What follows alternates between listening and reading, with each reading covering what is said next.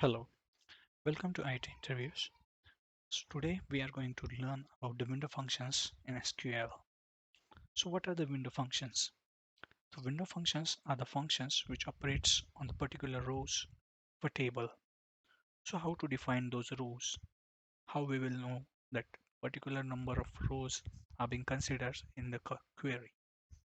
So for that purpose, we have clauses such as partition by and over. Using the partition by, we can get the group of rows from the table. Consider we are having a set of customers in sales.customers table and we want to retrieve the particular number of customers from a particular state. Let's see the normal table first. Here I am executing sales.customers table. We can see the first name, last name, street, city, and the state name. Let's take the number of customers from this table which belongs to particular state. So here I have written one query. The, Basically, there are three types of window functions. As you can see, for each window function, I have explained it with a particular example. So the three window functions are aggregate window functions, rank window functions, and value window functions. So let's look into the aggregate window functions. So aggregate window functions uses the aggregate functions like max, min, average, and count. Here I have used the count function to count the number of customers belonging to the particular state. Here I have also used the keyword over to specify the condition over the particular column. The partition by clause partitions the table rows using the state. So let's execute the query. Here we can see the state and the customer state column gives the count of number of customers belongs to the California state. Here we can see the first name and last name of a customer. So let's scroll down and see the other states. See New York, we can find 1019 customers.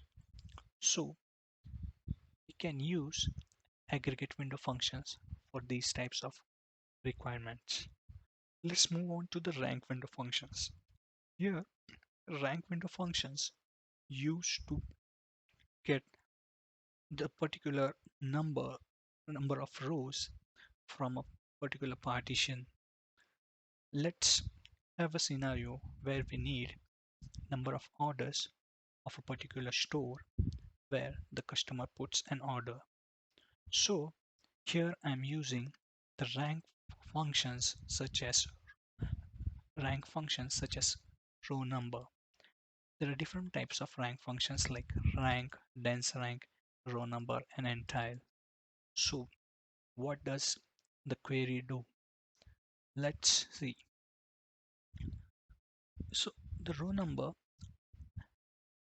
gives you the count which has number of orders stored for a particular store. So let's execute this query.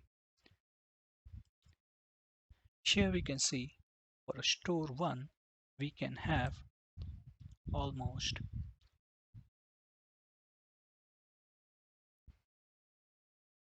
348 number of orders. Let's check for the store 2 and we can have the counter reset from 81. So for store ID 2 we can see there are more than 700. Let's go on further.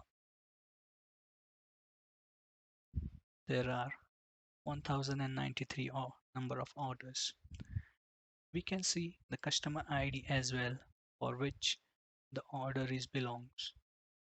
So here we have used the store ID to get the particular store and find out its order. As this is an order table, it will go and search for the store ID and will group them and will go on increasing the count whenever it finds the new store ID. So in this type of scenarios, we will use the row number and the window function. So let's move on to the next window function as value window function. Here, consider a scenario where I want to check whether what is the next order date for a customer. So, yeah, I'm using the same table, which is nothing but the sales.order orders table. So if I normally run the query for the customer ID 259, I can see the orders.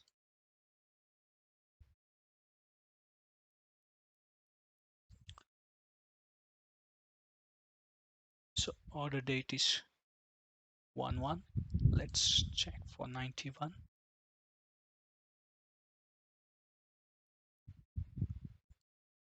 So there are two orders for customer 91. You can see the order date as 6/1/2016, 17/4/2018. The next order. Let's say we want to get the next order date and the order date on a single row instead of accessing these many extra data. So these are the extra data which we don't want. What we want is the order date, the next order date, and order ID, customer ID. So let's check out this query, what it does. The lead function checks the next row of a particular partition where we are putting the order date. So in this case, it will look for the next value in the order date column. Hence, it's called as value window functions. So let's check for a customer ID equal to 91. So if you check here, we can get the next order date as 17/4/2018 into this column. So we will not need this row. Hence, we can put the top one and we can get all the data in a single row. So here we can avoid the retrieval of extra row using the partition function.